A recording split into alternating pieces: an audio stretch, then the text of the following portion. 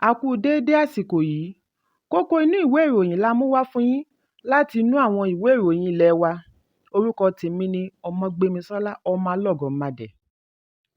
Àjọ elétò ìdánwò National Examination Council (NECO) ti yọ̀ǹda èsì ìdánwò ọdún yìí Internal Senior Secondary School Certificate Examination (SSCE) pẹ̀lú àkọọ́lẹ̀ 61.60% àwọn akẹ́kọ̀ọ́ tí wọ́n gba kírẹ́díìtì 5 àti jù bẹ́ẹ̀ lọ. Lára rẹ̀ láti rí iṣẹ́ ìṣirò àti èdè Gẹ̀ẹ́sì.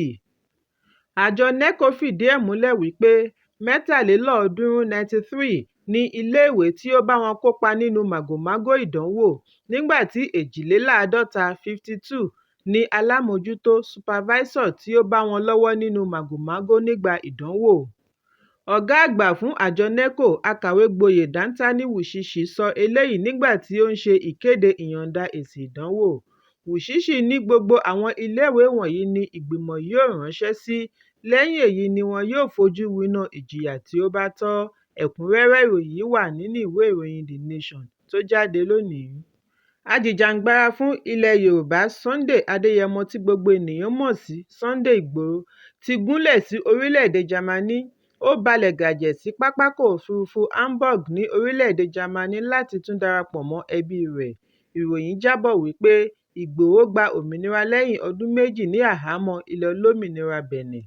Wọ́n ṣe àfihàn fídíò lórí ẹ̀rọ ayélujára níbi tí ó ti dé sí pápákọ̀ òfurufú pẹ̀lú olórí ẹlẹ́sìn kan Mùsùlùmí tí ó fi orílẹ̀-èdè United States ṣebùgbé, Saheed Shittu. Àwọn méjèèjì ni wọ́n jọ kọ́wọ̀ọ́rìn lọ sí ilẹ̀ Jámánì. Ìwádìí jẹ́ kó di mímọ̀ wípé Ìgbòho ní àǹfààní resident permit sí orílẹ̀-èdè Jámánì. Ìyàwó àti àwọn ọmọ rẹ̀ jẹ́ ọmọ orílẹ̀-èdè Jámánì. Oṣù keje ọdún 2021 ni wọ́n fi ọwọ́ ṣìkún òfin mú Ìgbòho pẹ̀lú aya rẹ̀ rọ́pò ní Cotonou, orílẹ̀-èdè Benin. Ìgbòho sá kúrò ní orílẹ̀-èdè Nàìjíríà lẹ́yìn tí àjọ ọ̀tẹlẹ̀múyẹ́ DSS ṣe ìkọlù sí ilé rẹ̀ ní ìlú Ìbàdàn, ìpínlẹ̀ Ọ̀yọ́ ní ọjọ́ 1 oṣù keje ọdún 2021. Ọjọ́ tí Ìgbòho pé ẹni ọdún 51 (51 years) ni ó darapọ̀ mọ́ ẹbí rẹ̀. Ọ̀pọ̀lọpọ̀ ọ̀rọ̀ ìkíni kú oríire ni àwọn olólùfẹ́ àti alátìlẹyìn rẹ̀ fi ń ránṣẹ́ sí i. Ẹ̀kúnrẹ́rẹ́ ìròyìn yìí wà nínú ìwé ìròyìn The Nation tó jáde lónìí. Àjọ àwọn òṣìṣẹ́ ìjọba àgbà Association of Senior Civil Servants of Nigeria ẹkùn ti ìpínlẹ̀ Kogi ti rọ ìjọba ìpínlẹ̀ kí ó wo àwòkọ́ṣe àgbékalẹ̀ ohun amáyédẹrùn ìjọba àpapọ̀ nípa bíbu ọwọ́ lu náírà 35,000 owó ìdásí fún àwọn òṣìṣẹ́ ìjọba ìpínlẹ̀. Alága ẹgbẹ́ Sule Ahmed Tijani ni ó pè fún ìgbésẹ̀ yìí lónìí ọjọ́ Ìṣẹ́gun ní ìlú Lọ́kọ́jà níbi àyájọ́ ìpàdé ọlọ́dọọdún ẹgbẹ́ ní ìpínlẹ̀. Tijani ní yíyọ àyọkúrò ìrànwọ́ epo ti fa ìṣẹ́ òun òṣì bá ọ̀pọ̀lọpọ̀ òṣìṣẹ́ orílẹ̀-èdè Nàìjíríà, pàápàá jùlọ ní ìpínlẹ̀ Kogi. Ó fìdí ẹ̀ múlẹ̀ wípé èyí ti ní ipa lára ojúṣe wọn lẹ́nu iṣẹ́. Ó fi kún un wípé àyọkúrò ìrànwọ́ epo ti dá ọgbẹ́ ọkàn sílẹ̀ látàrí ọrọ̀ ajé tó dẹnu kọlẹ̀, bí ó ti ń pe gómìnà Yàyà Bello kí ó dákun ro tìkúnlẹ̀ abiyamọ, kí ó ro ti àwọn òṣìṣẹ́ fẹ̀yìntì àti àwọn aláìlágbára láàrin ìpínlẹ̀, ṣe àmójútó ohun amáyédẹrùn tí yóò tù wọ́n lára. Tìjání tẹ̀síwájú wípé àjọ òṣìṣẹ́, àjọ olókoòwò, gbogbo wọn ni wọ́n bá ìjọba ìpínlẹ̀ ní gbólóhùn lórí ìṣòro tó ń kojú òṣìṣẹ́ lẹ́nu iṣẹ́. Bákan náà ni ó fi àsìkò yìí rọ àwọn òṣìṣẹ́ wípé kí wọ́n túbọ̀ jára mọ́ṣẹ́ fún àǹfààní ìjọba. Ẹ̀kúnrẹ́rẹ́ ìròyìn yìí wà nínú ìwé ìròyìn Punch tó jáde lónìí. Fún àyájọ́ ọjọ́ ìlera ọpọlọ fún ọdún yìí, obìnrin àkọ́kọ́ Olúrẹ̀mí Tinubu ti rọ ará ìlú láti mú ọ̀rọ̀ àlàáfíà ọpọlọ ní òkúnkúndùn kí wọ́n sì ṣe ìrànlọ́wọ́ fún ẹnikẹ́ni tí ó bá ń kojú ìṣòro àìbalẹ̀ ọkàn. Pẹ̀lú ìṣòro tó ń jẹ jáde láti orí ẹ̀rọ ayélujára àti láwùjọ ni ìyáàfin Tinubu ṣe tẹnumọ́ ìdí tí ó fi pọn dandan láti ṣe àfihàn ìṣòro yìí kí wọ́n sì wá ojútùú sí i. Ó ní a nílò láti fi ọwọ́ sowọ́pọ̀ ṣe ìrànlọ́wọ́ fún ẹnikẹ́ni tí ó bá ń kojú ìṣòro yìí, pàápàá jùlọ láàárín àwọn ọ̀dọ́, kí wọ́n gbé ìgbésẹ̀ ìrẹ́pọ̀ àti ìbáṣepọ̀ tó dáńgájíá. Tinubu ní òun ní ìgbàgbọ́ wípé èyí yóò mú àlékún bá àlàáfíà tí yóò fa èrè lẹ́nu iṣẹ́.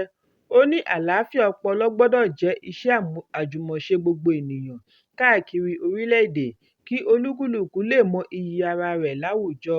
Obìnrin àkọ́kọ́ wá rọ àwọn adarí ẹ̀sìn, ọba, NGO àti gbogbo ọmọ orílẹ̀-èdè láti fi ọwọ́ sowọ́pọ̀ ṣe ìrànlọ́wọ́ fún àwọn tí ó bá nílò ìrànlọ́wọ́ lórí ìlera ọpọlọ. Ẹ̀kúnrẹ́rẹ́ ìròyìn yìí wà nínú ìwé ìròyìn Leadership tó jáde lónìí. Ilé ìgbìmọ̀ aṣojú-ṣòfin ti pinnu láti ṣe ìwádìí ikú dókítà Michael Umo, òṣìṣẹ́ ilé ìwòsàn ìkọ́ṣẹ́mọṣẹ́ ìpínlẹ̀ Èkó Lagos State University Teaching Hospital LUTH tí a gbọ́ wípé ó kú sẹ́nu iṣẹ́. Ìgbésẹ̀ yìí wáyé lẹ́yìn àbá láti ilé ìgbìmọ̀ aṣojú-ṣòfin tí agbẹnusọ Adédayọ̀ Adéṣọlá láti ìpínlẹ̀ Èkó ṣaṣojú. Ó ní pàtàkì iṣẹ́ òṣìṣẹ́ elétò ìlera kò ṣeé fọwọ́ rọ́ sẹ́yìn bí ó ti ṣèrántí Umo, òṣìṣẹ́ ìlera láti ilé ìwòsàn LUTH tí a gbọ́ wípé ó kú lẹ́yìn tí ó lo ọjọ́ mẹ́ta lẹ́nu iṣẹ́ láìsinmi ní ẹ̀ka tó ń bójútó iṣẹ́ abẹ ọpọlọ Neurosurgery Unit. Gẹ́gẹ́ bí ọ̀rọ̀ rẹ̀, ìṣẹ̀lẹ̀ kan wáyé láìpẹ́ yìí tí ó farajọ níbi tí ọ̀dọ́bìnrin dókítà kan ti pàdánù ẹ̀mí rẹ̀ látàrí ẹ̀rọ agbénigòkè tí ó da iṣẹ́ sílẹ̀ ní ilé ìwòsàn ìjọba, ní èyí tí wọn ìbá ti dẹ́kun ìjàmbá yìí bí ó bá ṣe wípé wọ́n mójútó ẹ̀rọ yìí. Ọ̀pọ̀lọpọ̀ àfisùn bẹ́ẹ̀ ló wà káàkiri pẹ̀lú àìbìkítà tí ó ń dẹ́mi àwọn ọlọ́pọlọ pípé légbodò. Èyí ló mú ìtanijí bá ìpòǹgbẹ National Association of Resident Doctors, Nigerian Medical Association àti àjọ elétò ìlera yòókù fún ìgbélárugẹ iṣẹ́ wọn. Nínú ìdájọ́ rẹ̀ ní igbákejì agbẹnusọ Benjamin Kalu ti kànńpá fún ìgbìmọ̀ lórí ìlera àti ìgbanisíṣẹ́ láti gbé ìgbésẹ̀ lórí ìwádìí àti ìjíhìnpadà lẹ́yìn ọ̀sẹ̀ 6. Kókó ìgbésẹ̀ yìí ni láti rí i dájú wípé àwọn òṣìṣẹ́ ètò ìlera ṣiṣẹ́ nírọ̀rùn. Lẹ́yìn èyí ni wọ́n dúró ìṣẹ́jú kan fún àwọn olóògbé dókítà wọ̀nyí. Ẹ̀kúnrẹ́rẹ́ ìròyìn yìí wà nínú ìwé ìròyìn Daily Post tó jáde lónìí. Kò dín ní ènìyàn 23 tí àgbàrá òjò ti dẹ́mi wọn légbodò láti ìbẹ̀rẹ̀ ọdún yìí. Ní ìpínlẹ̀ Adamawa, àjọ alámòjútó ìṣẹ̀lẹ̀ pàjáwìrì ní ìpínlẹ̀ Adamawa State Emergency Management Agency (ASEMA) ló sọ eléyìí di mímọ̀ lónìí ọjọ́ Ìṣẹ́gun. Wọ́n ní ilé tí ó wọ 1,600 pẹ̀lú ẹbí tí iye wọn jẹ́ 9,960 ni wọ́n ti di aláìnílé lórí látàrí àgbàrá omíyalé. Ibi ìpàgọ́ 11 ni àwọn wọ̀nyí fi ṣebùgbé. Akọ̀wé àgbà fún àjọ ASEMA, Mohammed Sulaiman, nígbà tí ó ń sọ̀rọ̀ níbi ìpàdé pẹ̀lú àwọn tí ọ̀rọ̀ kàn, sọ̀rọ̀ lórí ìpèníjà tí àgbàrá òjò dá sílẹ̀. Ó ní àjọ wọn ti ṣe ìdásílẹ̀ ibi ìpàgọ́ sí agbègbè 4 tí ẹ̀kún omi ti ní ipa tí ó pọ̀ jùlọ. Àwọn wọ̀nyí ni Àríwá Yola, Àríwá Gúúsù, Lámúdẹ àti Demsa. Gómìnà Ahmadu Umaru Fintiri, nígbà tí ó ń sọ̀rọ̀ nípasẹ̀ aṣojú rẹ̀, igbákejì gómìnà akàwé-gboyè Khaleta Farauta, sọ wípé ìjọba ń ṣiṣẹ́ takuntakun láti dẹ́kun ipa ẹ̀kún omi láàárín ìlú. Ó ní àwọn ti bu ọwọ́ lu ìgbésẹ̀ tí yóò mú ìrọ̀rùn dé bá àwọn tí ẹ̀kún omi ń dà láàmú fún ìgbésí ayé àlàáfíà.